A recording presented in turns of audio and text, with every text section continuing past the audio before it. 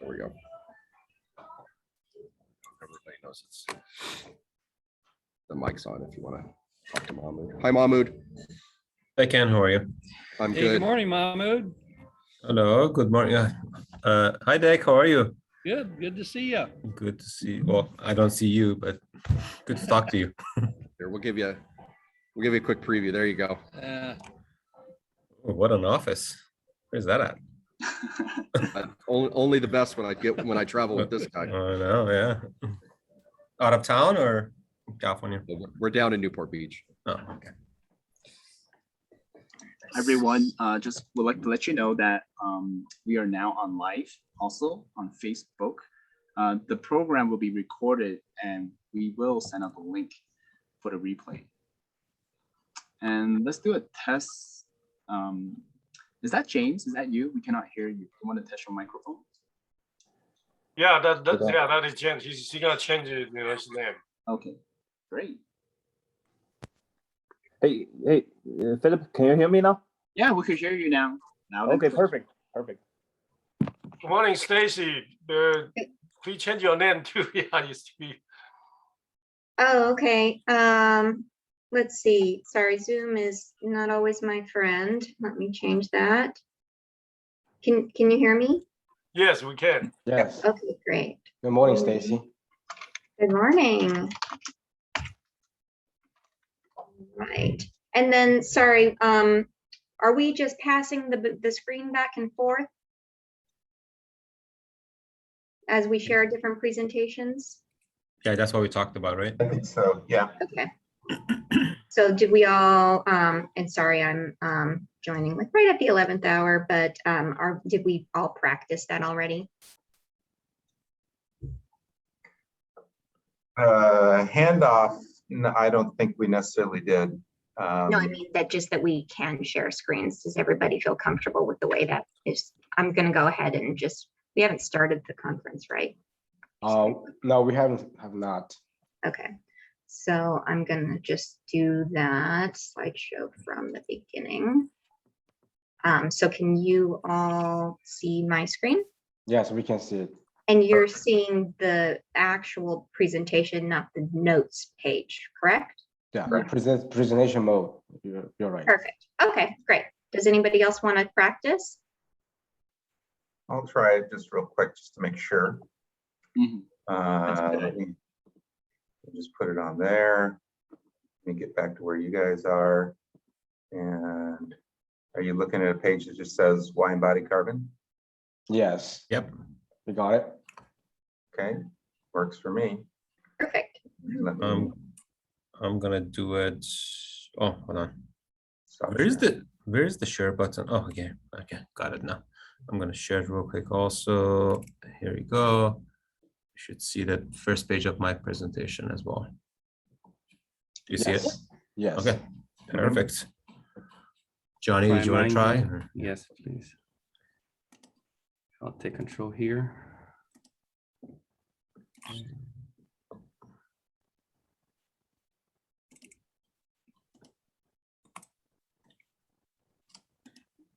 Got Can you see, you got it? How about I'm changing to presenter view. You still see nothing change on your end? We see it full screen presenter mode. Perfect. Perfect. Yeah. Cool. Perfect. All right. Johnny, by the way, you need to change your name though on the screen. Yeah. I'll do that. Oh, that's right. Let's do this. So Karen will speak first, then after Karen, with James, after James, if Larry joined, then Larry, then Karen will speak again to introduce President-elect Wei An and the moderator. Then Wei An will take it over. Good. Sounds Sorry, good. do we, when you're passing the baton, do we want to say who we're passing it to? Yeah, I will say that. Yes. Stacy, I will say. You will say it. Okay, perfect. Okay. All right. Philip, I'm sorry, Philip, can you search, can you try to search Larry in the Okay. general? I'll bring Larry on. Did Larry Larry sign Young. Larry off? is on. Larry Young? Larry- Okay, I saw him. Yeah, Larry is on. Larry's on? Oh, I'm Yes. sorry. Okay, so time wise, let's look at the time. Right now it's 10:01. I think we're ready to begin. And Larry is on. Perfect. Wonderful. Thank you, Larry. Good morning, Larry. We're gonna start a program right now. Okay, good morning. How are you? For some Good, reason, I good. don't see Thank my you, Larry. video. Am I there? Okay. Yes, yes, yes, see you. Okay. Good. Good morning. Good morning, Morning. Good morning, Larry. Karen, you go ahead. Phil, Yeah, are we good ready? morning. Good morning, everyone. We're going to begin our program. My name is Karen Yu. I'm currently serving as a vice president on the board of directors with the Chinese American Construction Professionals. So my fellow director, James Koo, and I would like to welcome you all on behalf of CACP to our webinar, Growing a Better California, Sustainable Concrete Buildings. CACP had the pleasure to collaborate with Orca Aggregates and Southern California Edison to provide a platform for the experts here today. So before we get started, please recognize that CACP is a nonprofit organization that was established in 1982. We're an organization of exceptional and licensed professionals in design and construction related fields. So our mission and goal is to enhance our members' competitiveness in the local and global markets by facilitating business networking, promoting opportunities, serving the community, and nurturing future construction professionals. So we are looking forward to have everyone's participation today. James, please share with us the reason why we should use carbon sequestering technology. Hey, thank you, Lauren. Good morning, everyone. My name is James Koo. Today, we will be talking about why we should use carbon sequestering technology. Emissions from the construction of a building, as well as operating the building, accounts for about 38% of total global energy-related CO2 emissions. Carbon sequestering technology mixes the recycled CO2 into the concrete. Once injected, the CO2 chemically converts into a mineral and becomes permanently embedded in the concrete. This results in improved comprehensive stress, which optimizes the mix design and can also reduce the cementitious materials being used. By sequestering the recycled CO2 within the concrete and using less cementitious materials, the carbon footprint can be reduced by approximately 5% to 30%. Concrete buildings are a strategic sector to simultaneously address sustainability, enhance our recovery from the COVID-19 economic crisis, while improving the living conditions, infrastructure, and our resilience for growing a better California. Thank you. Oh, thank you, James. Well, there's a lot for us to learn more about today. But additionally, I'd like to thank our sponsor, Southern California Edison, and to introduce its supplier diversity and development principal manager, Larry Young. So SCE has been committed to working with minorities, women, disabled veteran, and LGBTQ enterprises. In 2020, SCE spent $2.4 billion with more than 600 diverse suppliers, representing more than 40% of the total procurement dollars. So we thank SCE for their commitment to working with diverse business enterprises, and CACP is honored to partner with SCE to assist in reaching their supplier diversity goals and to serve members and the general public. So please welcome Larry Young from SCE. Thank you, Karen. I'm honored to briefly speak with you this morning before your seminar begins. The theme of growing a better California, specifically through sustainability, caught my eye from the flyer for today's seminar. At Edison, we are aligned with this goal. We want to deliver 100% carbon-free power to our customers by 2045. By 2030, within SCE's transportation fleet, we want to electrify 100% of light-duty vehicles, 30% of our medium-duty vehicles, 8% of our heavy-duty vehicles, and 60% of our forklifts. Also, we want to electrify the transportation infrastructure within our service territory here in Southern California.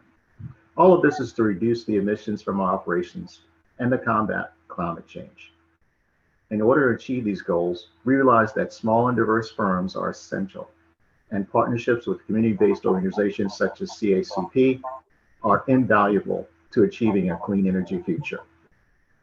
Through our Supplier Diversity and Development Program, Edison has been an ongoing supporter of CACP and its programs such as the seminar today.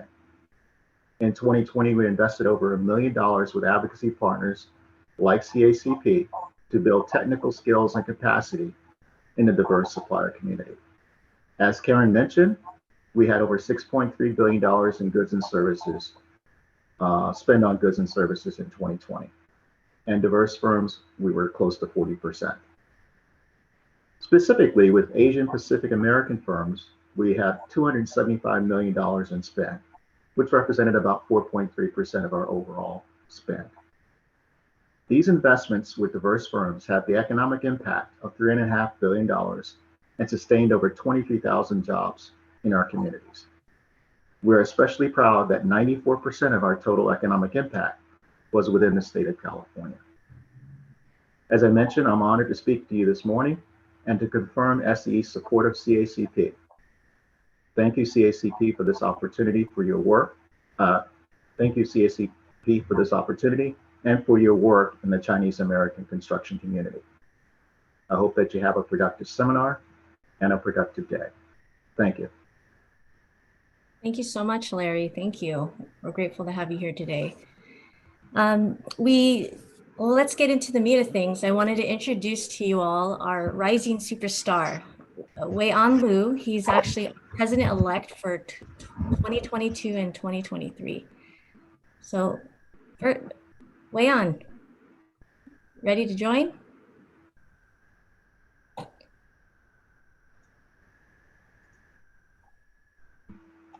There you are. He's muted. Oh, he's muted? Wei-An. Sorry, my There you go. apologies. Good morning, everyone. Welcome to CACP webinar. My name is Wei-An Liu. I'm a structural engineer with HSN Associates. I'm president-elect of CACP. Today, I will be moderating the webinar. So to start off, I would like to take this opportunity to thank our sponsor, Southern California Edison, to support this event. We highly appreciate your support throughout the year and look forward to more collaboration in the future. Secondly, I would like to thank our speakers with us today.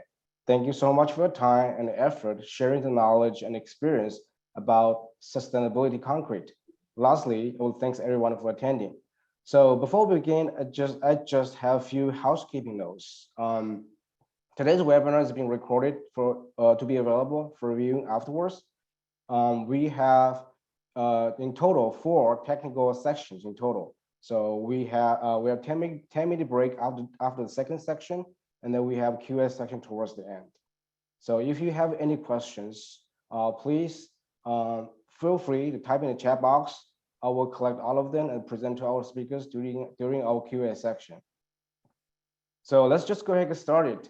So today we are very honored to have 4 speakers join us today to talk about sustainability concrete buildings from different perspectives. First, we will have Stacy Olson from Gensler join us to talk about evolving regulations and expectation for sustainability concrete.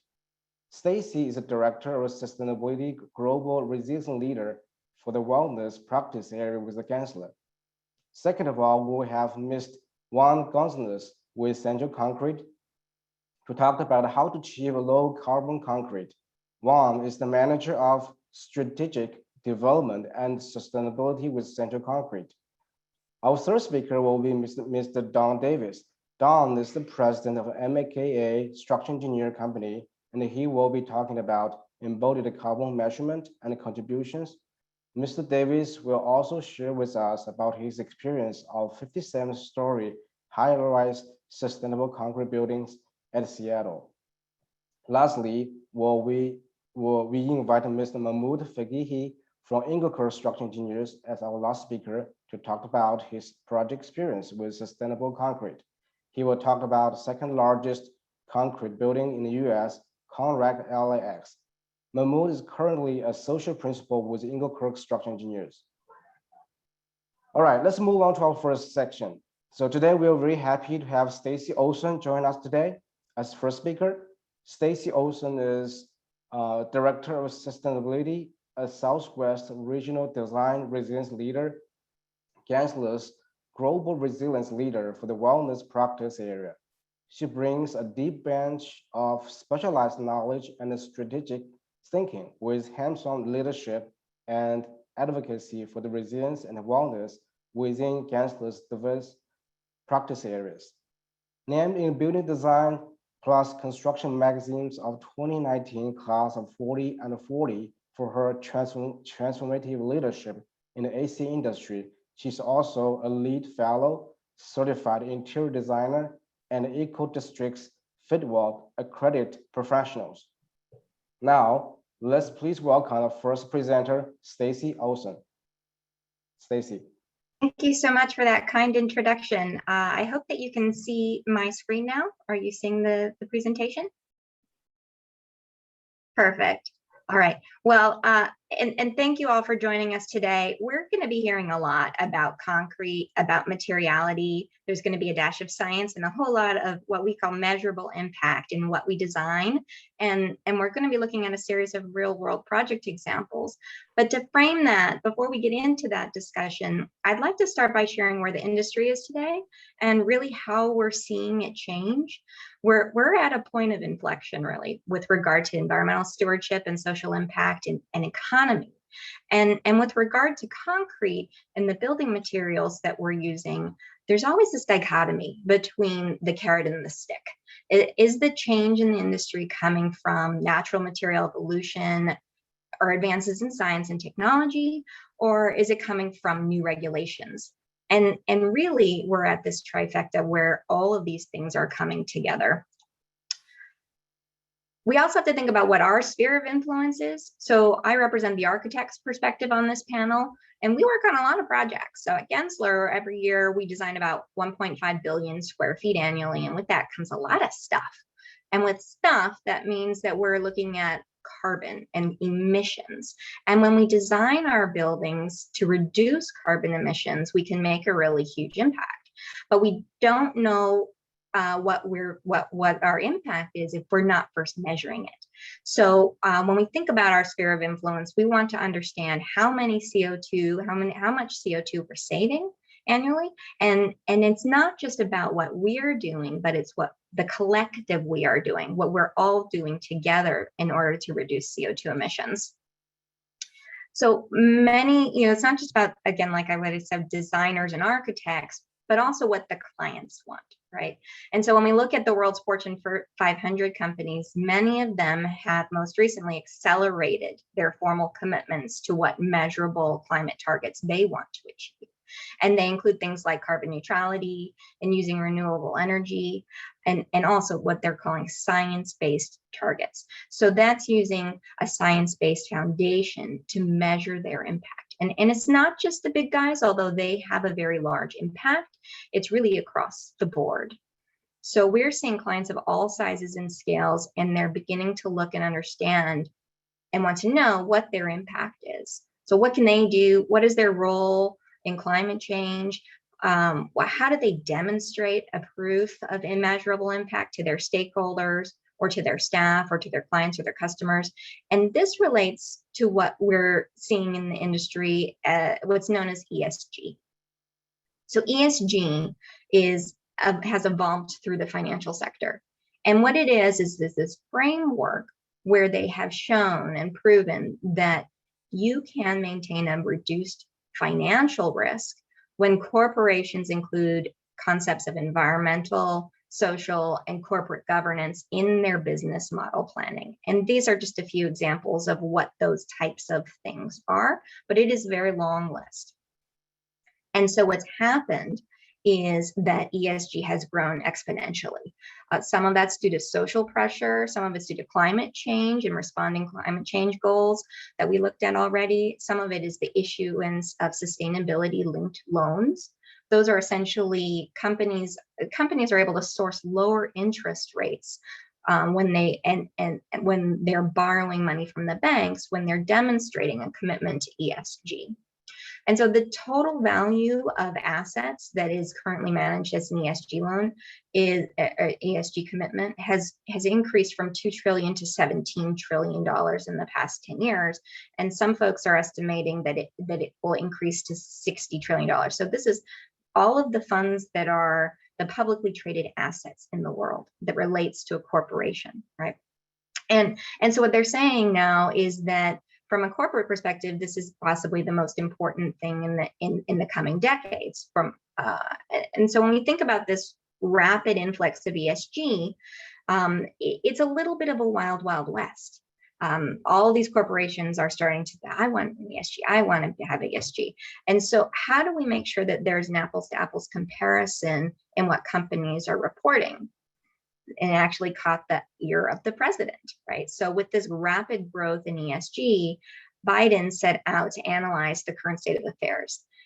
So he put together this formal risk advisory this past April, and as a part of his analysis and research, they found that there was inconsistency across the industry, and that in actual practices where corporations were implementing, they were inconsistent with their market claims, which essentially is false advertising.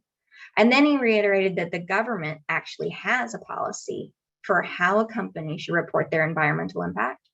And then finally, he cited that these guidelines aren't optional, folks. This is mandatory. And where they're going to be issuing an updated guideline this year. So who even knew that we had federal policy on how to advertise and quantify material sustainability impact? This actually came out in '92, and it was intended by the Federal Trade Commission to protect the consumer from false advertising. So companies across all industries like Amazon and JetBlue and Sierra Club and various electronic firms, they have all been caught in the crosshairs of this FTC policy for advertising things that are not, that were found to not be true. And the minimum fine is actually $455,000. So you can imagine that makes maybe companies feel a little bit uncomfortable. What does that mean? ESG is going away? Do the risks outweigh the rewards? And the answer is no, actually, it's going the other way. So the G7 leaders, so this is the Intergovernmental Panel Political Forum for discussing and courting social solutions to major global issues like trade and security and materials, right, and economics and climate change. They got together and they put together this mandate that they would agree to hold that as countries, that they would require companies to report their impact, and that they would tie that to financial disclosures. Now, I should say the G7 group does not currently include China. They would be the second largest contributor based on, they've got something like 16% worldwide net. But they're currently excluded because the wealth is not shared per capita. Now, as China grows and that prosperity continues to rise, then they will be included. So some of the other kind of policies when we're thinking about this is the U.S. Securities Exchange. So when we think about what they've decided to do and focus on companies is they're proposing to disclose new requirements by the end of this year. And what we're anticipating is that there will be mandatory corporate compliance required to disclose what they call Scope 1 and Scope 2 emissions. And that's essentially the energy that you're using. But Scope 3 emissions is also being discussed. And that's what we're going to talk about with Concrete today. And essentially what will happen if Scope 3 emission disclosure is required, you will have to disclose what's called an environmental product declaration that cites what the environmental impact of that material is. And this is federally regulated, right? The other things coming down the pipeline is the Department of Justice, or DOJ, is a group of over 100,000 attorneys and agents, and they're also instituting a policy directed at corporations. So they have to show that they're taking this seriously and that they're applying these measures in good faith, which goes back to the what we talked about earlier, is this idea of science-based targets to measure a company's impact. And then finally, there's one more leg, right?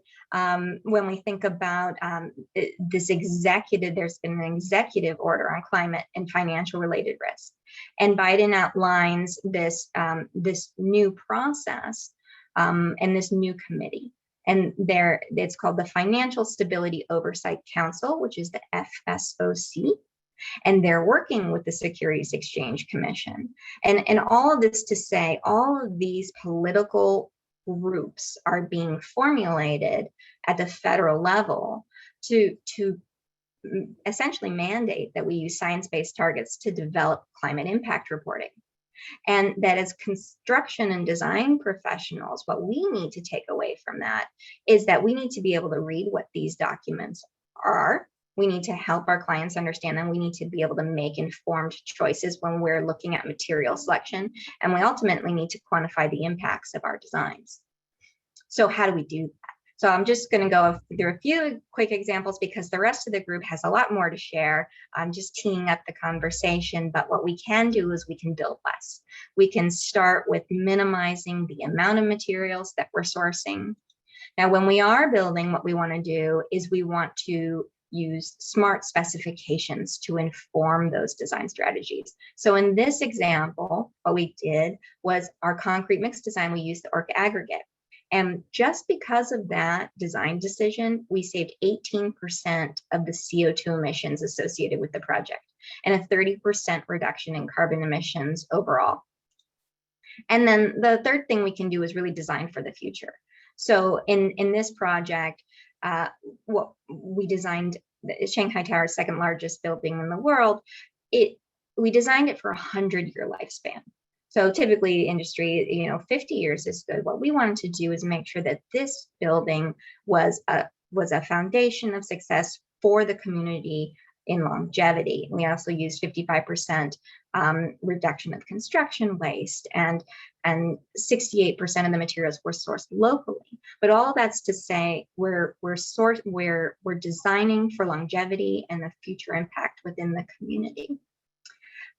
Finally, we have an industry-wide call to action, and what we're doing is challenging all of you on the call and all of the folks in the industry at large to be thinking about what our footprint and our individual impact is. We'd like to increase transparency and disclosure, benchmark the carbon footprint of our work, and work within our scope to specify low carbon materials to the best of our ability. So with that, I will pass the baton over to my colleague. Thank you, Stacy, so much for your presentation. It's very informative. So just a reminder to everyone, so if you have questions to any speaker and topics, please type in the chat box. So far, I received one question today to Stacy. I will present to you during our Q&A section. So let's moving on. So next, we are very pleased to have Mr. Juan Gonzalez join us today as a second speaker. Juan is the manager of strategic development and sustainability for Central Concrete, Right Away Ready Mix, West Side Concrete Materials, and Polis Materials, the 4 California business units of U.S. Concrete. In this role, Juan focuses on the business development around low carbon concrete designs, along with devising multiple strategies to achieve zero waste. Juan also collaborates with architects, engineers, contractors, and consultants to develop concrete specifications that are performance-based and incorporated embodied carbon goals. In 2013, Juan earned his bachelor's degree in civil engineering from California State University, Chico. Now, let's please welcome our second speaker, Juan Gonzalez.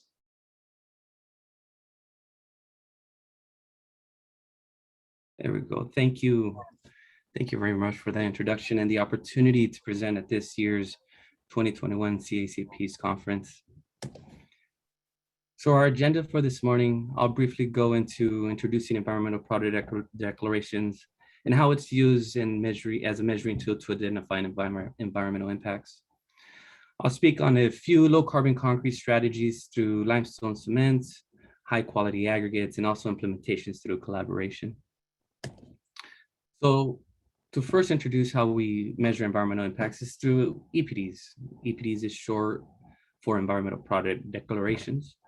There are different types of EPDs available in the market, but the most common are the third-party verified and registered document that communicates transparency on environmental impacts for a cubic yard or cubic meter of concrete. The way this works is within the LCA or life cycle assessment within a system boundary from the production stage. And the production stage consists of three different, from A1 at A2 at A3. A1 being the extraction point of the raw materials. So the aggregates, environmental impact from the aggregate extraction or the cement extraction is taken into consideration. Then also the transportation from that raw material source. So for example, with Orca in British Columbia, the transportation from British Columbia down to Southern California or even Northern California is also taken into consideration. And then the manufacturing process at the ready-mix plant. So at all these three different stages, environmental impact data is collected, sent off to third-party verifiers, where they then produce EPDs with metrics such as global warming potential, acidification, smog formation. And the GWP is that one metric that we use to measure and quantify embodied carbon of building materials. And concrete's a building material that can help drive the overall GWP of a concrete, the carbon footprint of a concrete building. So concrete is the second most consumed material in the world, and it's due to the benefits that you can get with concrete. For the most part, it's produced locally. It's a resilient building material. It has great durability properties. It's flexible on the architectural and structural design. And it has many options for a variety of applications. It has many design options. And although concrete and the manufacturing of concrete is relatively low on the greenhouse gas emission side of it, a constituent that goes into concrete is pretty significant, and that is Portland cement. There is an industry average out there that gets used often, and it's 1 ton of Portland cement produces about a ton of CO2. And that comes from the manufacturing process. And at a very high level explanation here, I'll try to give, as limestone is being mined from these quarries, that material goes through a kiln at very high temperatures, 2,500 degrees Fahrenheit. And so we're using a lot of energy, a lot of fossil fuels for that. And as that limestone goes through that kiln, that limestone is being converted into lime or cement. And that conversion is creating a chemical reaction that is also releasing CO2. It's called calcination. So you got that double negative effect there on the cement production side, fossil fuels and just that calcination process that's occurring. And for this reason, concrete is sought out often as a building material to reduce its carbon footprint. And concrete does have low carbon concrete opportunities to influence embodied carbon reductions by a few different levers I would like to highlight here. For the sake of time, I'll highlight some of those opportunities quickly here, but I'll skip over those, a few of those, because I'll be speaking to them a little later in more detail. The first item here is, SCMs. The use of SCMs is, it's the best way to really cut down the embodied carbon of concrete. I mean, opportunities where you could maximize the use of cement or cement percentages. It's that driver that you could cut down. On the aggregate side, you have recycled concrete aggregates. It's just part of the whole closed loop system on sustainability, right? It's an artificial aggregate that is being produced from concrete, and utilizing recycled aggregate on applications that permit it. It's a great opportunity as well. Admixtures such as CarbonCure, CO2, recycled CO2. It's a technology that it's CO2 that gets sequestered into concrete. And if you're able to optimize the CarbonCure mix design, you could ultimately reduce the total cementitious material in the mix. Fibers is another one, because when you look at a building or the embodied carbon of a building, there's some steel, there's a lot of steel in there. And if you could cut down on the steel with applications such as temperature shrinkage steel, and replace that with fibers, you could ultimately reduce those impacts on the whole LCA of that building. Utilizations of technologies such as maturity probes. Maturity probes is a great tool for project teams or contractors that are not familiar with using high replacement cement mixes, such as 50% replacement or 70% replacement. Maturity pros could help project teams identify the in situ concrete performance. And that technology can help move schedules along for some of those contractors that are not familiar with working with those type of mixes. Then ultimately implementation, the way to implement all these and meet the project team's goal on carbon reductions is through collaboration and specifications. Without that, it's really difficult for a project team to really maximize those opportunities. So the items that I'll be speaking to a little more in depth is going to be cement, aggregates on the Orca, and then some implementations here. So cement is a main building ingredient for concrete. And too often, at least in California, we see specifications that prescribe the use of ASTM-C 150 cement. Cement prescribed under ASTM-C 150 only allow up to 5% limestone, but in most cement producers, they are using about 3%. Promoting of blended cements or Portland limestone cements, also known as PLCs, in concrete specification for projects is highly recommended. For example, cements that follow ASTM-C 595 is a good way for project teams to encourage low embodied carbon concrete. The reason for that is because PLCs under that standard, the ASTM-C 595, allow up to 15% more limestone. Most producers are using about 13%. But, what that means is that 10%, with 13% more limestone being in that cement production, you're diverting 10% more limestone in that cement manufacturing process that we talked about. It's a process that's energy intensive, that uses a large amount of fossil fuels. And then you're also avoiding that chemical reaction process that releases CO2. A PLC that we're currently using at Central is from Cal Portland, and it's called Advancement HS. Here's a graph just demonstrating how the PLC Type 1L compares to the Portland Cement Association industry average, and it's 16%. It's a 60% difference on GWP. We know that cement's the main driver in reducing embodied carbon of concrete. Here's a graph that shows GWP breakdowns for each concrete constituent for 3 different concrete mixes within the A1 and the A2 categories of the production stage on the LCA that we talked about a little earlier. For each of these 3 mixes, we see cement contributing to the highest GWP percentage when compared to other constituents in a concrete mix design. To highlight the 3 different mixes, the one in light gray is a 50% replacement at 50. The one in red is a 15% replacement, 15%. And the dark gray is 100% cement. And you can see the GWP of the cement range from 74 to 90% here at the top. And although aggregate is a smaller percentage of that embodied carbon in a mix design, it's still a significant portion of the concrete volume that contributes, that volume contributes significantly to the concrete performance. And based off the 3 mixes, the aggregate volume ranges from 60 to 70%. And reason why the quality of the aggregate plays a large role in the concrete performance. So utilizing of high performance aggregates such as Orca, you can help reduce cement content in the mix design while still maintaining great workability.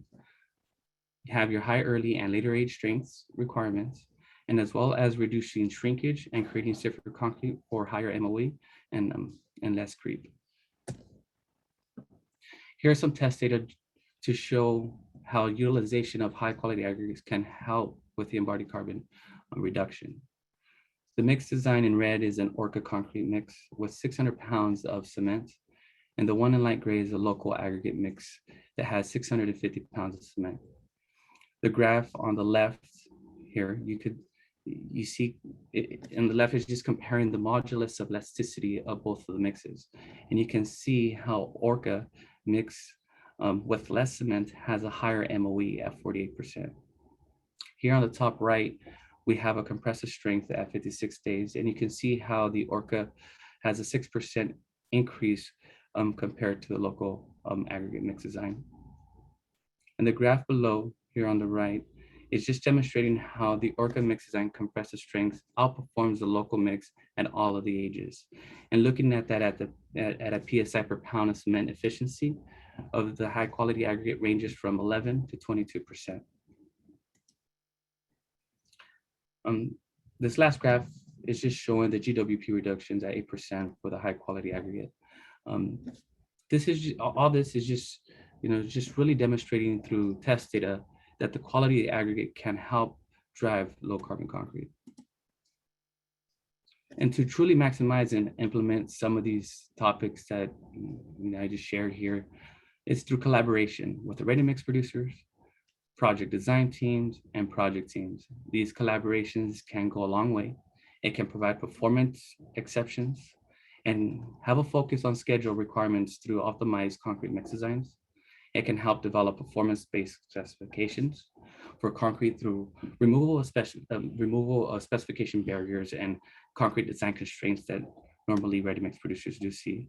It can help drive the allowance of new cements, and also they maximize the use of supplementary cementitious materials. Collaboration with supplier partners like us can help drive the sustainability goal for project teams. And thank you. Thank you so much. And pass it here to. Okay, thank you so much, Juan, for a great presentation. I guess we're going to continue our webinar. So next, we're going to have Mr. Don Davis join us today with the first speaker. So Mr. Don Davis is the president of MKA, a 185-person award-winning structural and civil engineering firm that was founded in 1920. He is headquartered in Seattle and works extensively from San Diego to Seattle. His portfolio of design work includes mixed-use, high-rise, performance-based design towers as tall as 105 stories and located in more than 19 countries and 50 major metro centers.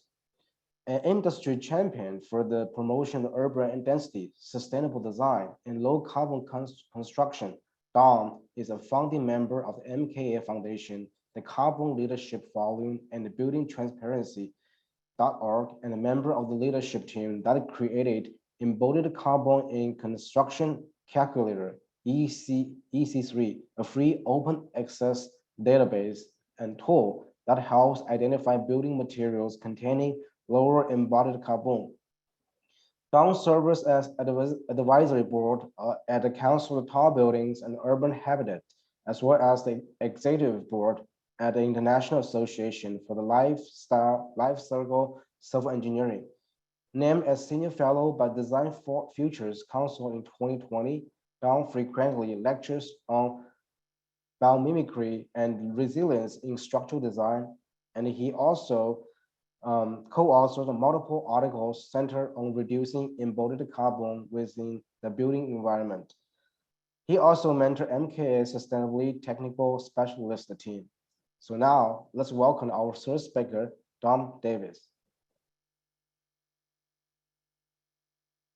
Thank you. And let's go to the start of the presentation.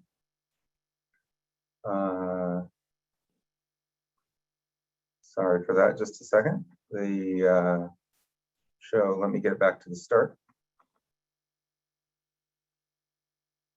And share my screen one more time.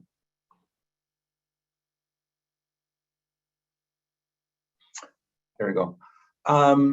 So, what I want to do here is really just build on what both Stacy and Juan had done. I think they did an excellent job of setting the table what we're here to talk about.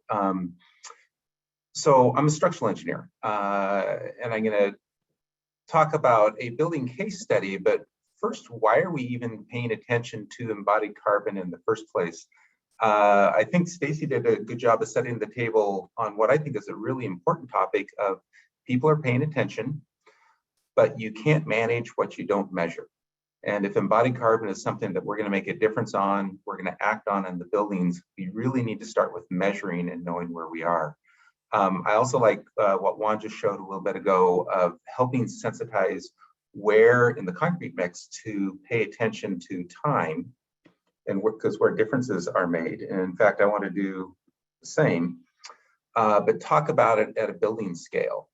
So this is a small office building, but if we do a full life cycle analysis of the building and I focus on the embodied carbon, where is that carbon in the building? And it is in those A1 to A3, the products going into the building over the full life cycle. Transportation to and from the construction site, what it takes to build the building, maintenance and repairs over time, and even the recycling over time.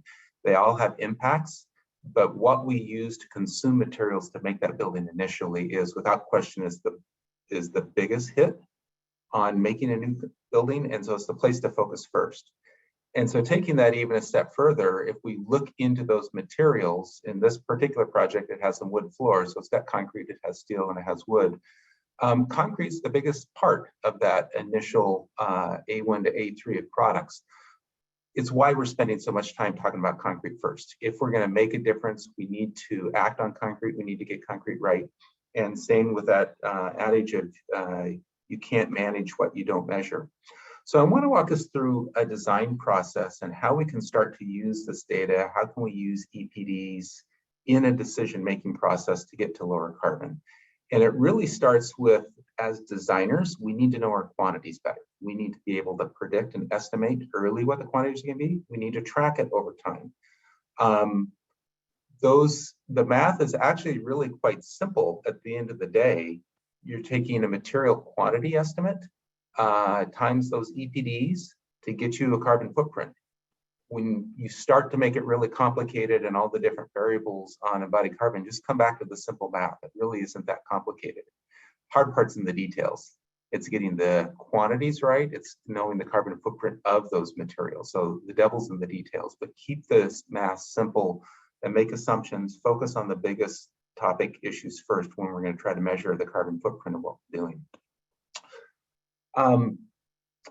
In design, we need to make, when we use a material, it needs to always do more than one job. If we put a concrete wall in, let's let it work for fireproofing. It's great if it's an exposed material.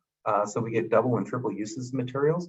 But then when we specify the materials, Juan had mentioned performance-based procurement. We've really started going that way. This is actually exactly what we did for the case study project I'm going to show, which is our 960 West 7th project in Los Angeles. It's under construction right now. We put out a performance-oriented specification where I don't say what the 28-day or 56 or 90-day strength is. I actually waited until we had a conversation with the contractor to talk about what they needed for strength gain. I only told the information that I really, really need. And then I worked with the supply chain to how do we meet that criteria. I also, so we've added in the ACI exposure classes. That's that second column. We took out water cement ratios. But what I did put in is I put in shrinkage limits. And then there's a debate about, can you measure shrinkage and is that a what compared to a water cement ratio? But the point is, ask for the information we really need. Don't get in the business of trying to tell the supply chain how to make their material, but hold them accountable for the material and the performance of that material. And when doing that, what we're hoping we can do is unlock the potential of the supply chain to do what they do best and come back to us with the materials that will meet our performance objectives and do it at the lowest carbon footprint. So it's a double bottom line accounting. We want to look at performance, costs, and carbon footprint at the same time, but give the supplier the flexibility to what they're going to do. In our specifications, we put in an ask for the environmental product declarations. This ask used to be a full page of information. We've gotten it down to simply a couple of sentences. Don't overcomplicate it, keep it simple, but ask for the EPD and put it on the contractor that they need to track, just like the design team, and report the volumes of quantities of materials going into the project. And let's do a reconciliation between the design team and the contractor team to make sure we're actually talking about the same building and we have the same quantities. So it brings accounting into the process. When we move from design to procurement, it's not enough just to make an EPD ask in our specifications. The contractor needs to put it into their bid documents. And this is where you really start to have the teeth that this ask, it starts to have meaning and information, and we're going to do double bottom line accounting on materials. This is from Webcore, who's building this, the case study project I'm going to talk about, what we put into the bids that went out on that project so we could do double bottom line comparison between the supply chain. And lastly, we talk about these EPDs. There is and we mentioned that there's this EC3 tool. EC3 is about a 2-year-old database that's now out there that is a collection of EPDs within North America. It's free. Anyone can sign up for it. Anyone can use it. The idea is let's put all the EPDs that are out there for structural and building materials for the built environment in one place so they're easily accessible. So we start to make the information transparent, easier to work with. When EC3 started, there were 800 concrete EPDs across North America. Less than 18 months later, we're now over 40,000 EPDs in North America. This is how fast this topic is moving and how these EPDs are being used. On this left is simply the number of users that have signed up for the use of EC3 from its start. We're now, and this graph's even a couple months old, we're now over 12,000 users using EC3 in the data. The data is free, it's accessible. You should go in and try to use it. What does this information within EC3 start to tell us? We can start to compare material suppliers. Here's looking at 4 different material suppliers in the California market. And for 5,000 PSI concrete, how do their mixes compare? What you're seeing in these whisker bars, the green is kind of the 20th to 80th percentile, the majority of 5,000 PSI mixes. The whisker bars are the extremes. Now there's more to a concrete mix than just the strength, and there's reasons for other performance reasons why mixes may be high or low, but you really do start to see trends and get ideas of where's the starting point, how much concrete or how much carbon do we think will be in a mix, and where can we start to optimize? EC3 also has direct outputs that can be used for lead points for showing the collection of EPDs and the value where those EPDs go. My suggestion is just go in and play with it and try it. It's a free tool that's out there. Now, what is this information doing when we start asking for materials, when we start comparing? This is the Seattle market, but just as an example, the EPDs from the 3 largest concrete suppliers in November of 2020 to where they are in September of 2021, if you just look between their mixes, there's an 18% reduction across the board in the concrete mixes for the Seattle market, simply because we are asking, the suppliers are paying attention to it, and they are reacting. They're adjusting their supply chain and the materials that they're supplying because they know they need to compete on carbon compared to others. That's 18% in just 10 months. And so as this use of EPDs starts to advance across our industry, this is exactly the type of thing we want to see repeating itself. One thing that helps here actually has been the cement industry's action to bring the Type 1L cement in, which Juan had mentioned.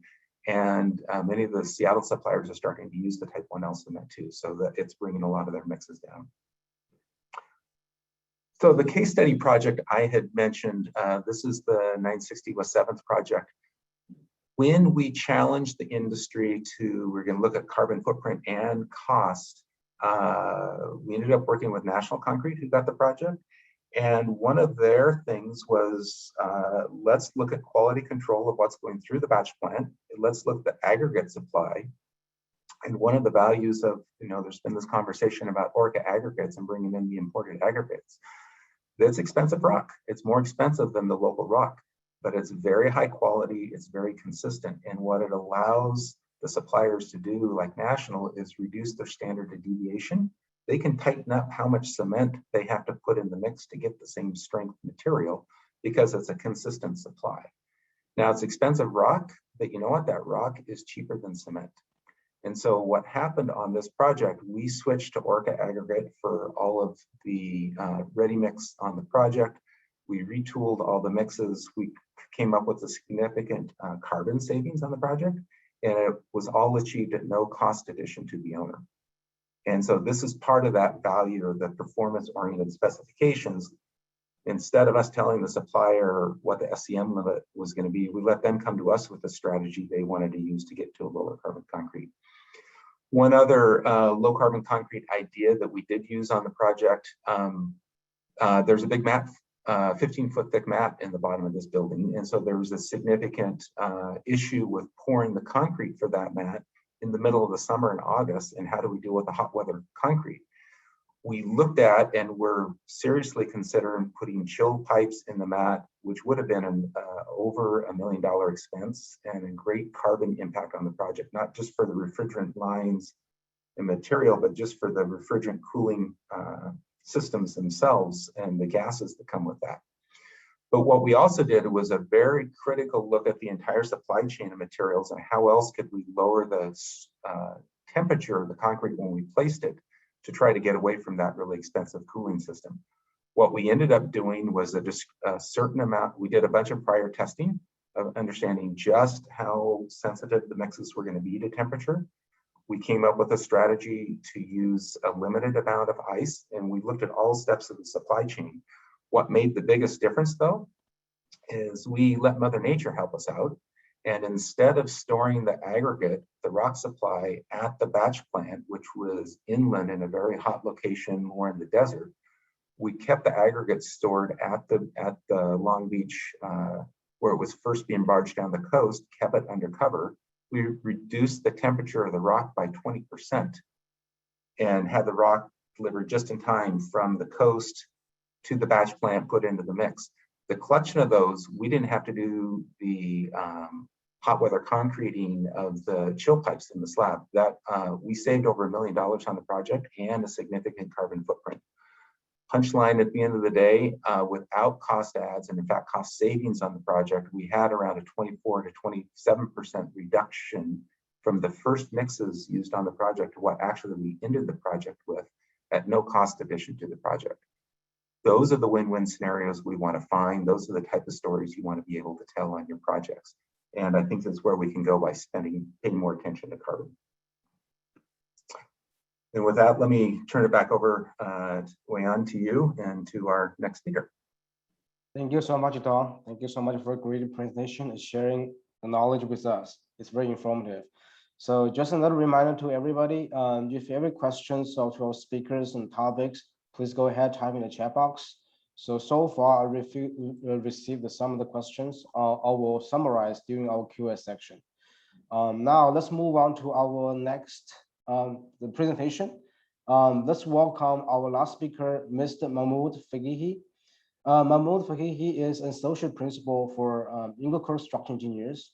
He joined Ingersoll in 2005 upon receiving a bachelor degree in civil engineering from UC San Diego, and then a master's degree in structural engineering from UCLA.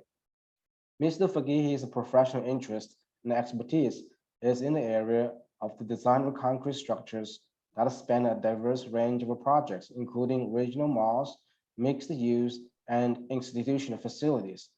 Currently, he oversees the $2.5 billion and 1.5 billion square foot Century Plaza project involving the renovation of the existing 16-story historic Century Plaza Hotel and an addition of 2 44-story residential towers using advanced performance-based design methods. In addition, he also leads the Ingersoll team on the nearly 6 million square foot consolidated parking facility at the LAX. The LAX ConRack will be the largest ConRack facility ever built and will be connected to the LAX Central Terminal area via an automated people mover APM tram system. Mahmoud has been active in professional organizations that includes the Structural Engineer Association of California, American Society of Civil Engineering, and Lambda Alpha LA chapter throughout his 16-year career. He is a registered civil and structural engineer in the state of California. Now, let's welcome our first speaker, Mahmoud Fagehi. Thank you very much, Leon. Thank you for that introduction, and thank you for all the previous presenters. They did such a good job that I feel like I can just dive into my project and just talk about my project. So, all right. So today I'm going to be talking about the project profile of this ConRack LAX building that it's under construction and it's almost topped out, and talking about the carbon emissions of this building. So To set the stage, I'm going to talk a little bit about the project itself, and then go into the details of the carbon emission and what we were able to achieve on this project. So this facility is basically, the goal of this facility is to, this is a project rendering, to bring all the major car rental facilities from the, I think there are 20 different locations into this facility, and basically have a tram from LAX that comes to this facility here, and basically try to avoid this multiple car trips basically from the LAX main terminals to the 20 different locations. Hey, Mohammed, Yep. Mohammed, Sorry. I don't think you're sharing your screen. Oh, I thought it was. Sorry. Hold on. Let me do that again. Sorry about that. I don't want to stop your thunder, buddy, but Thanks for pointing that out. I'm going to reshare. Let me know. Hold on. Let me. Do you see the slide yet? Yes, we can see it. Thanks, Johnny. All right. So this is the project rendering. Here's another project rendering. This shows the APM coming to the facility, basically at the intersection of those. So a little bit about the project. The owner of the project is basically LAX International Airport. The developer for the project is Fengate Capital, and PCL has also a development arm that's part of this. The design architect for the project is PGAL Inc. and AC Martin Partners from LA office. PCL is the contractor. This was a P3 project, public-private partnership project. So basically, it was a pursuit that the financing comes along with the project, essentially. The concrete subcontractors were Morley Construction and Largo Concrete. There were two main facilities. I'll talk about that in a minute.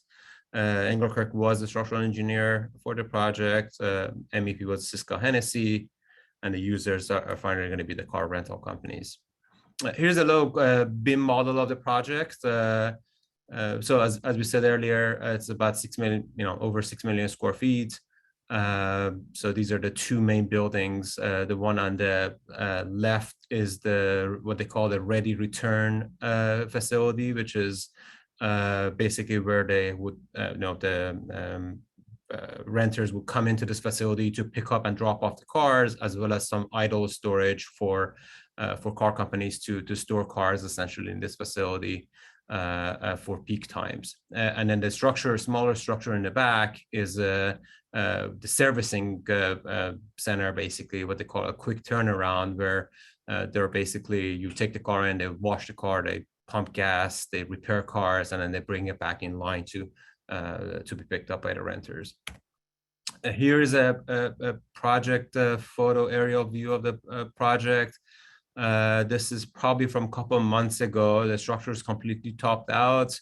It shows the APM coming to the facility. This work, like I said, this photo was taken a couple of months ago. All this construction was completed within a year and a half. So almost, 6.5 million square feet in a year and a half, which is a pretty impressive schedule. Here's the rendering from a plan view of the structure. It's a little hard to understand the size of the project.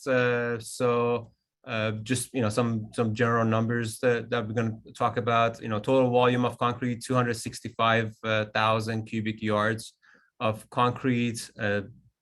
Second largest concrete structure built in the U.S. 55 million pounds of steel, 6.4 million square feet. It has a capacity to store 21,000 cars. It will be the largest gas station in the world with 186 fuel station pumps. And it has PV panels basically that can power 8,400 megawatts, which is equivalent to 1,100 houses. A couple of fun facts about the project. At peak times, there's expected for a car to leave the facility every 2 seconds, and that's what the facility designed for in terms of how quickly they can turn the cars around and bring it back. And another fun fact that I got from the project executive on the project: if you put turf on the top level of the ready return building, all 32 NFL teams can play at the same time in 16 fields, basically. So that's sort of gives you the sense of how large a project is in terms of fitting a number of football fields in the facility. This is just the top deck of it, by the way. All right, so let's jump into the carbon emission. So I have a couple of slides on this. So on the ready return building, the total volume of concrete was about 216,000 cubic yards. The supplier for concrete was CalPortland. There was actually a on-site batch plant for this structure here.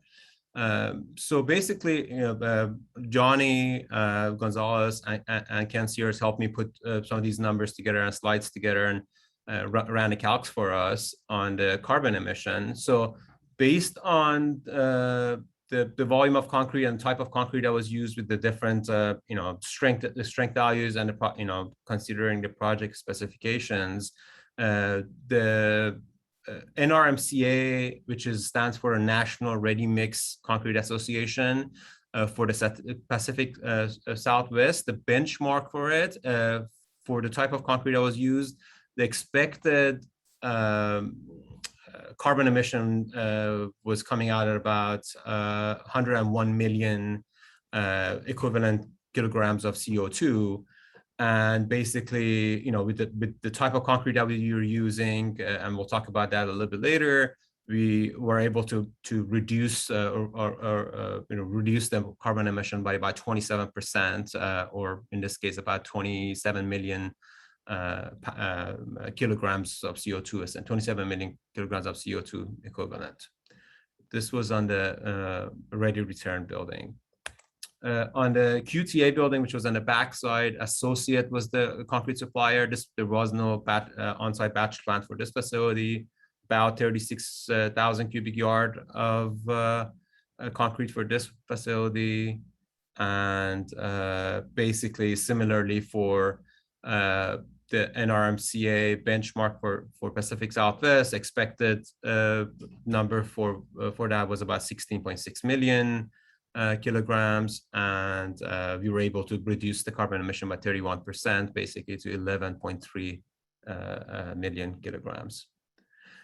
So what we took this a step further and see what else we could have done, by improving the specs and trying to put additional, we'll give flexibility to the concrete suppliers and see what else could be done to even reduce the concrete emission further. And by making some modification to the project, we could have basically saved an additional 7-8% in CO2. That would have been by removing some of the water cement ratio requirements and making the concrete specifications more performance based instead of being prescriptive, basically. So basically, what this tells us is there's a lot of opportunities out there to cost neutral measures that we could take to reduce carbon. In addition to that, as the industry is moving forward, there are other technologies like the type 1L cement that everybody mentioned. Replacing that would certainly result in less emission. Reducing water cement ratios, allowing for different SCM, supplemental cementitious materials, to be used, and some of this newer technologies that are talked about, like carbon cure technology, that would basically reduce the amount of carbon emission further. So the key is, there's up to a certain point there the industry is at a point that is able to achieve lower carbon with some cost neutral measures, and then there are things that you could do and they would result in some premiums, and you could target even a more aggressive CO2 reduction measures. So with that said, that concludes my presentation. So I'm going to hand it back to you, Leon. Thank you, Mahmoud. Thank you so much for your great presentations. Now let's move on to QA section. I'll receive some questions in here. Let me see. So the question I received, first question I received is for this problem here. for Stacy. So Stacy, the question is, what do you think the most effective way forward to achieve sustainability goals in the construction industry? The government regulations such as maximum emission, green premium, or the private industry or commercial developers taking it on their own to cut carbon emission in construction? Yeah, I mean, that is a great question. It's the question of the hour for sure. I think that there will be a combination of carrot and stick. That is traditionally what happens, and you'll have your early adopters. Some of these project examples that have been shared were already great examples of the folks that are coming early to the game to pick up this mantle, and that kind of creates this equalization, this example for other folks in the industry to follow. But then you have the government regulations that are coming down, and then not only from the federal level, but state regulations are coming online, right? In New York, in LA, and many of these jurisdictions, there is essentially an energy disclosure that is being required. What is the energy footprint of your building? So it's going to be some kind of combination. But I think also in one of the early slides in my deck, I shared some of the information about what the Fortune 500 companies are doing, and really there's pressure, from the stakeholder level as well to show what that incremental impact is, and these folks are setting bars for themselves to achieve through what we call corporate sustainability reports, and climate sustainability reports as well. So when they create these annual reports where they're establishing goals for themselves and then using science-based targets to meet them, they're elevating the bar for everyone, right? And they're tracking to those metrics over time.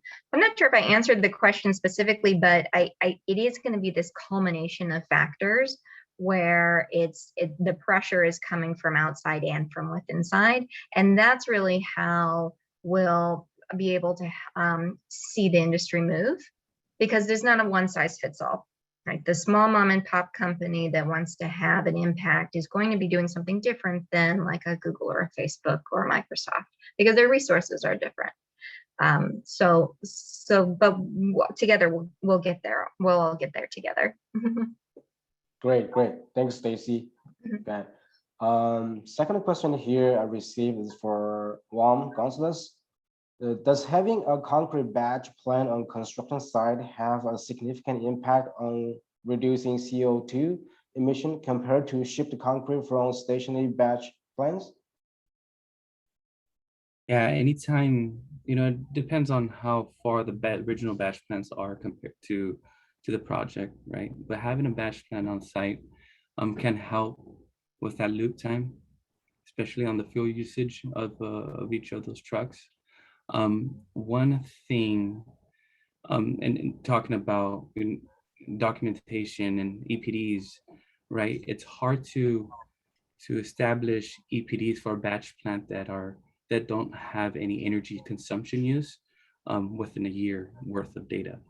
So if you're looking for EPDs for that batch plant on that project, we have to be creative of how we identify that, right? Do we get years worth of data and then produce EPDs for those mixes?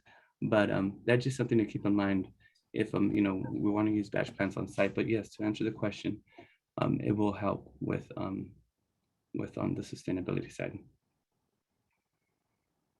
Okay, great. Thanks, Johnny. Let me add just one comment onto that, because I think that's a really good question.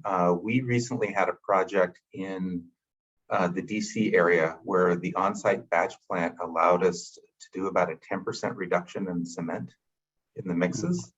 And it really was because we didn't have to put as much water in the mixes because of transportation distances. And so anytime you can improve quality control, I think that's where the value will come there. But Juan, you brought up a really good point. I think as we create EPDs, we need to allow and come up with a better strategy that an on-site batch plant isn't there for a year before you start to get the data on how we can track and report the energy on that. But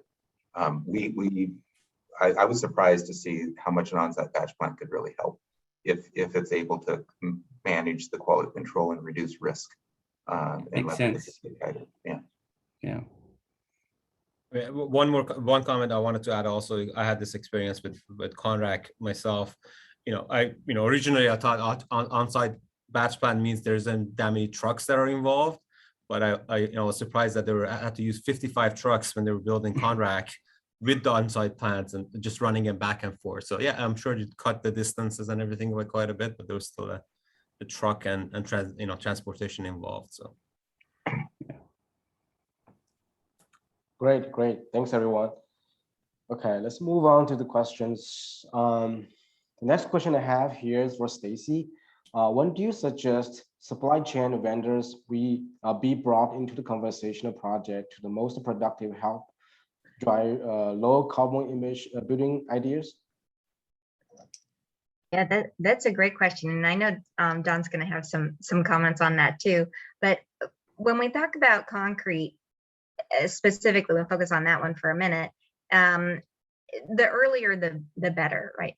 Traditionally, the construction process is we've got, design and, and then when the documentation goes through plan check and there's a bidding, there's a budget analysis throughout that process as well. But after they go through plan check and then we go to bidding, then that's when the contractor starts to reach out to the various trades to get the concrete bids, right? That's way too late, right? Because by then the design is already formulated.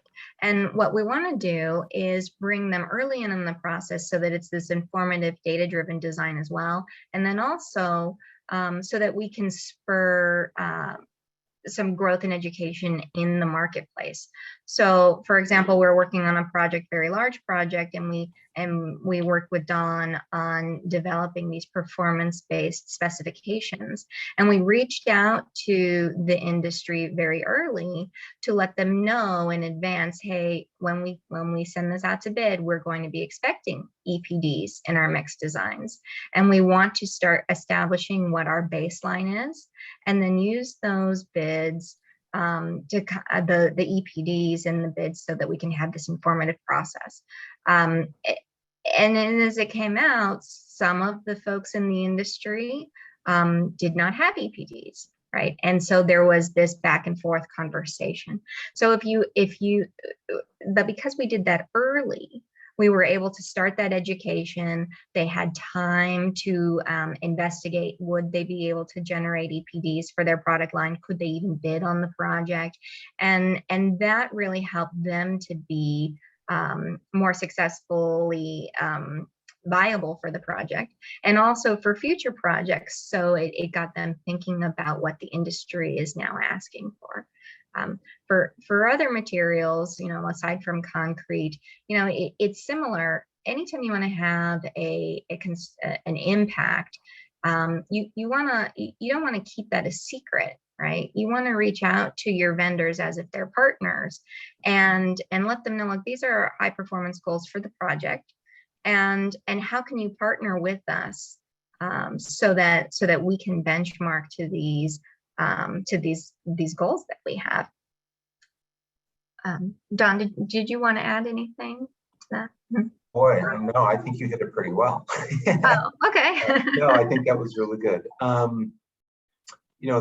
Maybe the only part I would add to that is one of the real benefits of the performance-based process is performance-based ask for procurement is, as you say, get vendors thinking about it early, but we don't have to tell them what goes into the soup.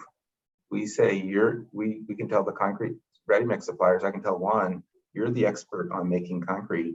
You make it the best way you possibly can. I need this strength, I need this shrinkage performance. And oh, by the way, tell me your carbon footprint and I'm going to compete you against someone else on it. And so whether it's an Orca aggregate strategy, or whether it's a carbon cure strategy, or whether it's an SCM strategy, or whether it's all of those put together, we should get out of the way of telling you how to do it. Let you own that. But you report back to us just the cost of the carbon footprint of meeting the minimum performance goals we need. And now things like the Orca aggregates are like a really, really good strategy for the Southern California market, but that's something for the suppliers to own as to how that happens. Great, And great, so, yeah. great. Thanks, Stacy. Thanks, Don. All right. So let's continue on this. One question received in the audience is how engineer can specify Orca aggregate on specs and how that affect the building green classifications. Would that affect concrete surface quality? Do you want to talk? Yeah, I can speak to that. You know, on the Orca, I mean, we are specifying material strength on projects, right? We say what the target strength needs to be. There's some other things like modulus elasticity and so on. You know, those are the things we specify. But the key is, you know, once you put your required shrinkage characteristics of concrete and everything that comes with it, you're sort of leaving it at the discretion of the supplier to see what's best to use and achieve those, right? So there might be multiple ways trying to achieve a low shrinkage concrete by adding admixtures to the mix and so on, but it's going to drive the price up. So, you know, a lot of times it happens naturally once you specify, you provide your specifications with the required strength, you're able to, the most optimum mix is the Orca aggregate. There has been projects that we've done in the past where we knew, we talked to the client early on, we said, here are the reasons to be using this product because it gives you a better, higher strength, higher modulus of elasticity and so on. Once that's specified and you sort of have it in your contract and you want to specify it in your specifications, then the best thing to do is take advantage of everything that Orca has to offer, right? You know, all those material strengths, all the lower emissions and so on. But I would say generally on projects, the way we specify the concrete characteristics is how the suppliers would end up deciding whether or not they want to use Orca. At least that's the way we've approached it. Don, let me know if you guys have done it differently. No, this is the same way. Let me add a story though. I remember a project I did in LA a number of years back where we were looking at high strength concrete going into vertical concrete, and we were having all sorts of problems with heat of hydration. The mix was too hot. We were getting cracking. We were getting shrinkage of the mix. And the supplier, we had a big meeting on it, I remember, and they wanted to adjust the mix. They wanted to go to a better quality aggregate. They wanted, and in doing so, take the cement out. And actually what they do is they got the mix into a better proportion mix of all the pieces. But by taking cement out, still had to have enough in there to get the strength we needed. But the shrinkage characteristics improved. The heat of hydration went down. We got a better modulus of elasticity of the mix because it was more coming from the rock, not from the paste. And so actually a higher volume of rock in the mix improved the performance in that application that we were looking at. So that was one of the first times the light was really going off for me. It's like, this is a place that there's a real win-win if we right size what we're doing. Great. Thanks, everyone. Thanks. I think they have one follow-up question on this. Will Orca need to do specific mix design, or can local concrete supplier do their own concrete mix design by selecting Orca aggregate?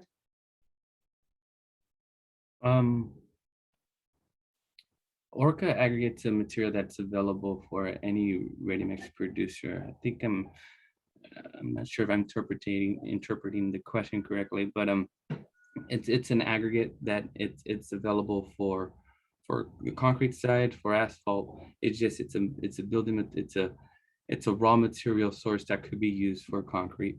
I don't know if I understood the question. I think the question is, can local supplier supply Orca aggregate, or where we can supply the local Orca aggregate? I would say, as Juan said it right, it's available in the market. Any supplier can, I think, could get it. I won't speak for Orca, but I suspect that they would be happy to sell it to anyone. I would take the step back though. I don't think we need to specify it. I think we give the other characteristics and leave it to the vendors to choose if that's the strategy on how they want to meet our goals, because it's one of several strategies. Happens to be a good one, but I think we should not get it, get in the business of being that explicit on, unless there's some unless Stacy told me I want to use Orca aggregate because once it's placed, I want to sandblast it and I want to expose the rock and I want a certain look, and that aggregate's going to give me the look I want, and that there's like some sort of an architectural finish, or you may have a different reason to do it. Other than that, I don't think we should be trying to specify what that is. We should just specify the performance criteria we need to get out of the way. I would agree and second to that. It's more on the performance of the building or the concrete mix design that you need, right? And if Orca is that material that helps get and drive that, then it should be the material choice. But it's all based on the performance that the engineer needs out on the project. Okay. The benefit of doing that then is that there is that healthy competition, right? So if you're only specifying one material, then that material will only evolve at the pace it wants to, right? But if the industry is challenging incremental performance over time, then the entire playing field rises. Great. Thanks, everyone. The next question is for Stacy. How CO2 control level affect construction document requirement from building department in permit application process? I think what that's asking is there any effect to if we're doing embodied carbon analysis, does that affect the construction permitting application at all? And so the answer is no there. Currently it's no. So right now the building department's not asking for this, at least in any of the jurisdictions that I'm aware of. And when you're building in your embodied carbon analysis, whether you're using EC3 or Tally or any other program, there isn't currently a requirement that those calculations be output for review. We never know how the industry is going to change though. So for example, we know we have structural calculations, right, that have to be submitted for review. And in California, there's Title 24 for energy compliance. We have lighting power density requirements that we have to meet in California. So far, we're not being asked to submit embodied carbon calculations for review.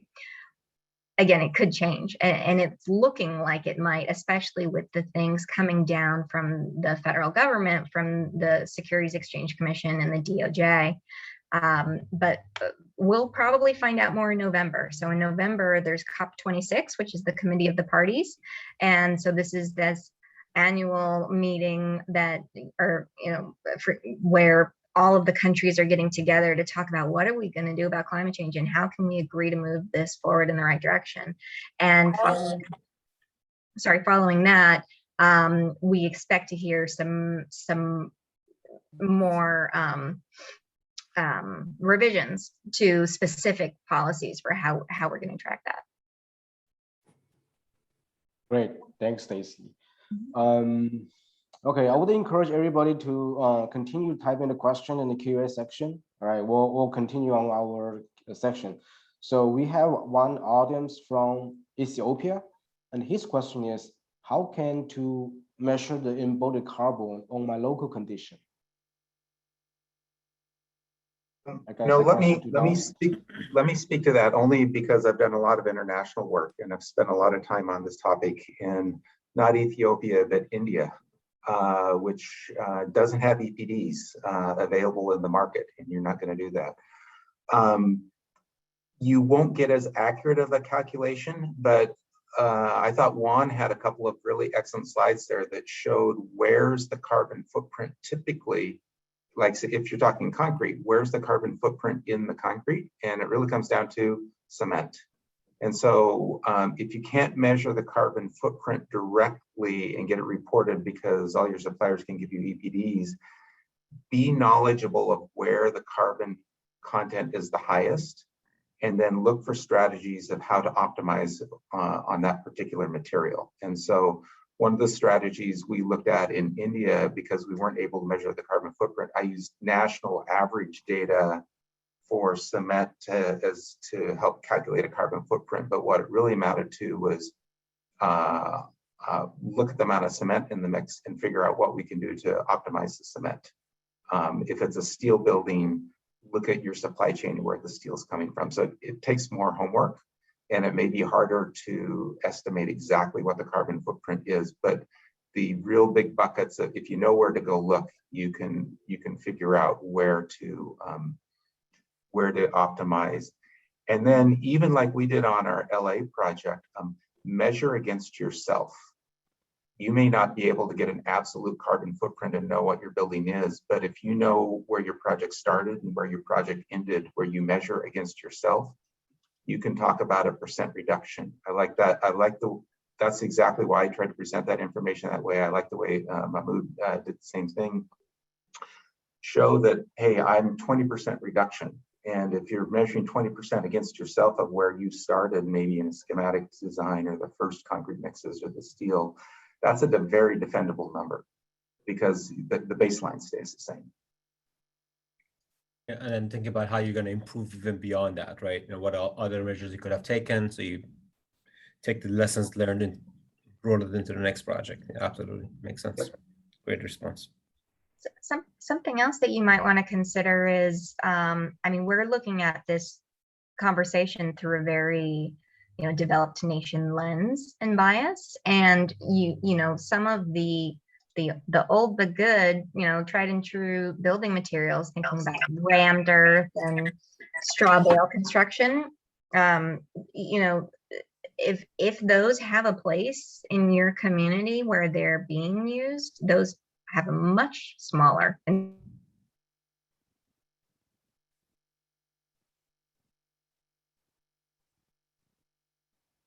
Stacy froze there, but I'll totally second what she is saying. Figuring out how to use the materials and resources available to you, as opposed to having to bring it in from afar, is almost always going to be the lower carbon footprint starting point. Thanks, Don.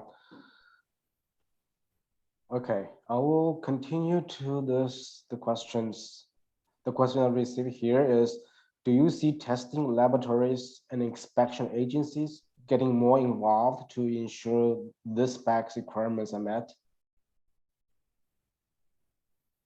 I don't know about testing agencies, but for example, the Marin County spec, right? It's a low carbon concrete spec.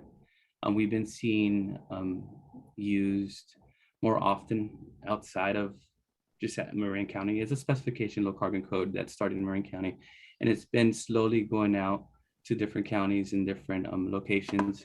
And they ask for certain documentations to make sure that whatever concrete is being submitted is being met on the carbon and the low carbon standard. So for example, today I seen a specification where a project was asking the project team to follow those requirements on the embodied carbon for GWP or cement. But at the same time, in the specification, it had language where they had to document it themselves and submit it for before project and at the end of the project. And it was just more of a fact check, making sure that whatever they were initially submitting, it was going to be at the end of the project in regards to embodied carbon reduction. So I see that more just in-house type of check and promotion. That's what I've seen on the concrete side. Okay, thank you all. Next question is, how can the long transportation of the Oracle aggregate compare to locally delivered aggregate in terms of GWP? I guess this question go to the one. Sure. Yeah, the transportation, the distance transportation is further. It's coming from British Columbia down to Long Beach terminal. It is moving, we're moving 75,000 tons of material. So it's a lot of material being moved at once. On the Orca EPD, is showing, because Orca itself has its own EPD, and it does take those transportations into consideration. So those impacts do increase compared to local aggregates, because in local aggregates, they're just getting transported in, local distance. But I think, that's why EPDs are good, because you're looking at the whole production stage environmental impact of the LCA. And from the extraction point to the transportation to the manufacturing of the concrete. And with those impacts taken into consideration, the concrete mix design is still achieving a lower GWP ultimately because of the performance characteristics in the aggregate. And you're using less cement in the concrete mix design. So that's where the benefit really comes. It's that whole, it's chipping away at the most intensive impacts, which is in a concrete mix design is cement. I think there was I'm going off of memory, there was a LA Times article on this a few years ago, talking about, shipment of specifically Orca. It basically has to do with the volume that's being shipped, right? So it's not, it shouldn't be so much hung up on it being shipped a long distance. It's about how much material is getting moved, pound of material, how many miles. And if you want to research that article and read about it, both from cost standpoint and other things, there's a good article on LA Times about that explains that pretty well. So, am I right, Juan? Was that in LA Times? I'm not sure if you know or not. Going off I of believe memory. it was. Yeah. And to that point, it's just you're moving a large amount of aggregate, versus multiple trucks, but you still have those multiple trucks on the same road. But yeah, I believe is the LA Times article. The key on that is that transportation needs to be accounted for in the numbers. If you're going to get the carbon number right, if the EPDs are being done right, they should be picking that number up. And while transportation of the rock over the distance definitely makes a difference, it's a very small number compared to the amount of cement you're able to take out. And it's still a win on a carbon footprint at the end of the day in the projects for the LA market as that condition. At least that's what we've seen. Yeah, Brandon type something, Brandon from National type something saying volume, mode of transportation. Yeah, so those are all the facts that makes a lot of sense. That's the main reason it works out. Yeah. Building on one of these other questions, is one point I do want to bring up that is a key. When we're talking about low carbon concrete, and it was the question about specifying the maximum CO2 or maximum amount of cementitious materials that we put on the mixes. Our practice has been to really, really try to avoid doing that. Create a competition for the supply chain to produce the lowest carbon mix they can do at the lowest cost, challenge them to push themselves as far as they could go, but don't put the restrictions on them, because there's many unintended consequences that can come from that. If you put a maximum CO2, either we're going to put the number so high that anyone can hit it and you're not really moving the market, or you're going to put it so low that you may actually compromise quality in other places that you don't want to compromise the quality. I want Juan to have to own that liability, and I don't want to let him off the hook for that. He needs to own what the mix is going to be and how it performs. And I want the most competitive mix he can produce on my project for the lowest carbon footprint, but he needs to own that it can actually do what it's going to do at the end of the day. Yeah, that's a good point. Putting limits on any specification of concrete you could have adverse effects. So it's just going more on the performance space at the end of the day. And like Don has said, he's gonna make sure we're giving the lowest carbon concrete. If not, he's gonna say, hey, what's going on here? Okay, thanks everyone. One question is, one audience is from UK. He's asking, how can we get access to recording? I guess I can answer this question. So yeah, so this webinar has been recorded. So the recordings will be sent to you via email right after this webinar. So okay, let's move on. Another question on this chat box is, what are some of the other performance characteristics the aggregate provided that were achieved on the CONRAC project besides low embodied carbon? I think this is probably the question go to Mahmoud. Yeah, sure. Yeah, so we had that's a great question. We had a number of things that we were able to do. We really took advantage of sort of the characteristics of the mix that eventually was given to us, right? The strength of concrete, at what they call the 28-day from engineer standpoint, early strengths, allowing us to stress the post-tension cables faster. And another key one was about the modulus of elasticity and shrinkage. So on CONRAC specifically, because it's such a large facility, we had to break up the building to multiple buildings. It is very common in the industry to break up the buildings to some 400-foot segments, essentially, to allow for the concrete essentially in a 400-foot building to shrink and not impact the sort of the slab to finishes and cracking of the slab and so on.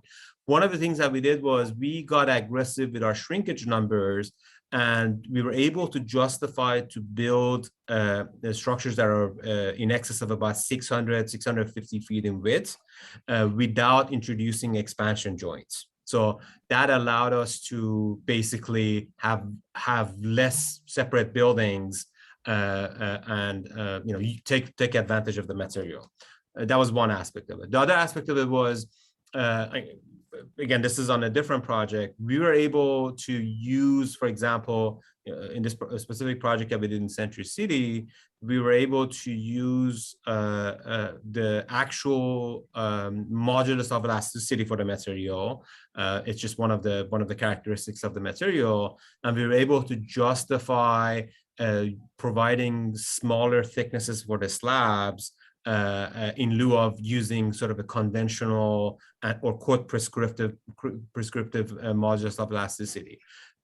That basically resulted in us saving half an inch to an inch of slab in every level of a high-rise building, and eventually resulted in saving about like 200 trucks on a project, right? It's a cost saving, it's a CO2 emission saving, and so on. So again, the key is once you have all these information in your toolbox, you should use them, I guess, in a sense, aggressively, and try to use as little as material as possible and reduce your carbon emission, essentially. So again, the key is, once you know what you're going to be using, use those data to your advantage in every step of the way in the design. So thank you, Mahmoud. Okay, one question is, it is understood cost will be higher for lower CO2 emission concrete. What is the estimate cost increase percentage level? 10%, 20%, or more? Maybe I could add a comment to that. I'll let you follow up, Don. But for us on the ready-mix side, sustainability has never been a product or has never been a value-added sale for us. Concrete is looked at as a commodity, and it's all about price. So I've never, at least in the markets that I've helped and serviced, I haven't seen lower CO2 mix designs have a higher cost. That's exactly was the 960 West 7th project. We lowered the carbon footprint 24 to 27% on the project, depending on what baseline you're looking at. And it was at a no cost addition. It was kind of the comment, hey, that's expensive rock, but it's replacing even more expensive cement in the mix. And so they were able to deliver it at a cost neutral. And as Juan said it right, when we've done this in other cities and other markets too, owners are going to be very cost conscious in their decision making, But if it's a commodity material and two materials cost the same, but one has a much lower carbon footprint, it's the tiebreaker that wins who gets the project. I suspect, depending on how much variability you're going to have, if I could have a 50% lower carbon footprint of a concrete mix, would my owner be willing to spend 5, 10, 15, 20% extra for it? Depends on who my client is. Some would not. What I like to do as a minimum is let them be an informed buyer, let them make that choice. Let them see what the carbon footprint is with the dollar footprint at the same time, and let them make that choice. Most of the time, it'll be lowest cost, and with the carbon being the tiebreaker. But there's always some sort of a variation in there. Depends on what the carbon goals they're trying to achieve for the whole project. And concrete is such an easy place to go to get a big reduction in carbon on an overall project.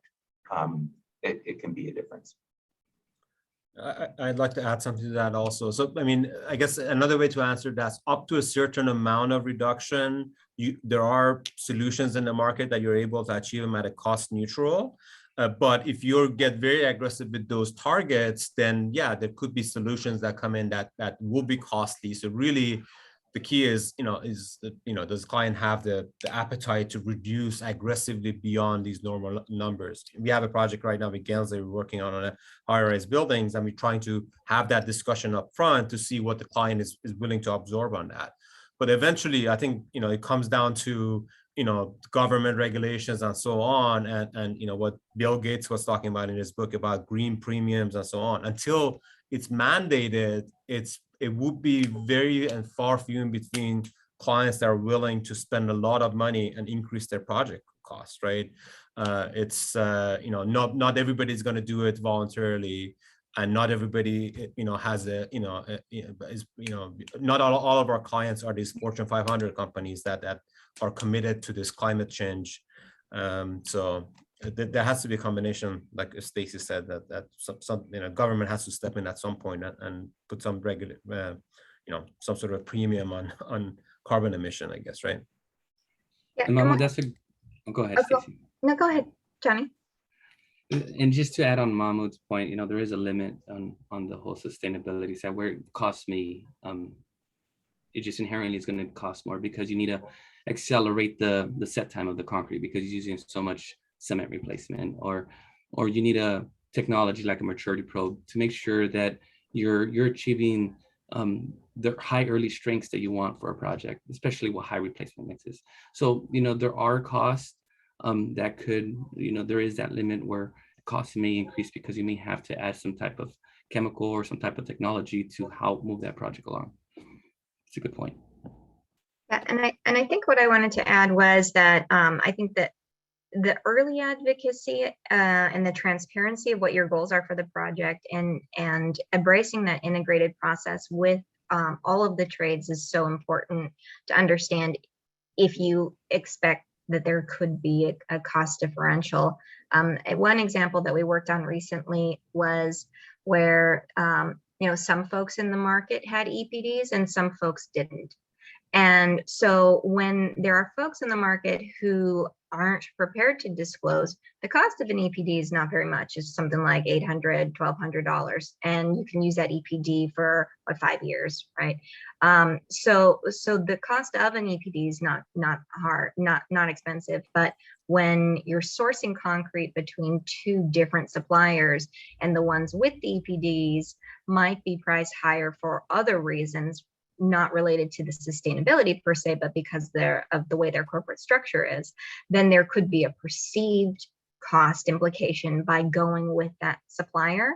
And so for that reason, when we embark on this industry-wide campaign to equalize the playing field, let the little guys know it's not expensive to invest in an EPD so that you can compete with the big guys and show that your product is just as sustainable or more sustainable so that we can select your material, then that actually helps grow their business. And then you can use the smaller distributors, which are much more cost effective, and then again, equalize the playing field.